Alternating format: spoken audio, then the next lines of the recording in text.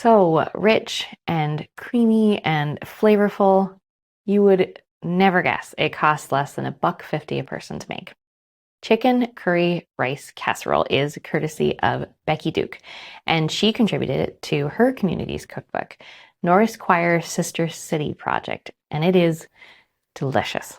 Packed with creamy, rich flavor absorbed by soft rice and topped with crunchy breadcrumbs, it has all the characteristics of a classic vintage casserole. And I'm going to show you the best way to get the most bang for your buck and the most flavor and nutrition possible.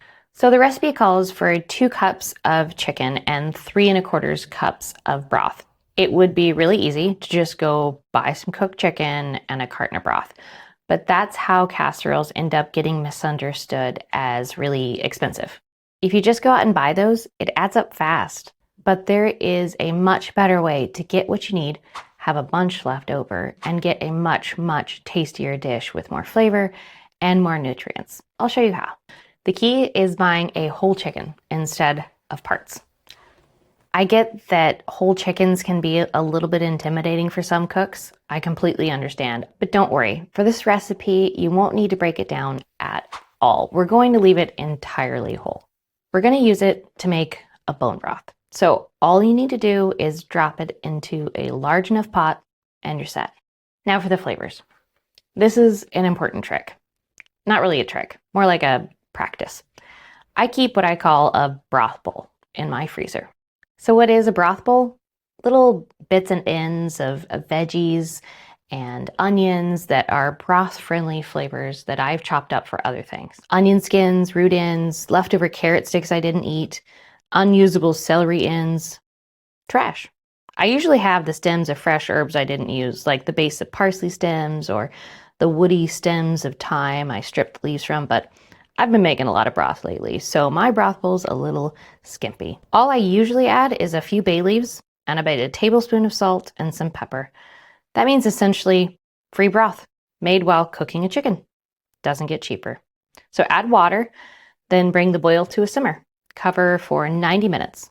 Then remove your chicken and let it cool until you can handle it. The meat should absolutely fall off the bone at this point, so it should be super easy. Put the bones and all the unusable meat and skin and cartilage back in the broth and top off the water to fill the pot. You don't have to, but I add a tablespoon or so of apple cider vinegar to the water. It won't change the flavor, but it helps break down the bones a bit more, adding more rich flavor and nutrients to the broth. Bring it back to a boil and simmer for at least 2 hours. 4 hours is best if you have the time.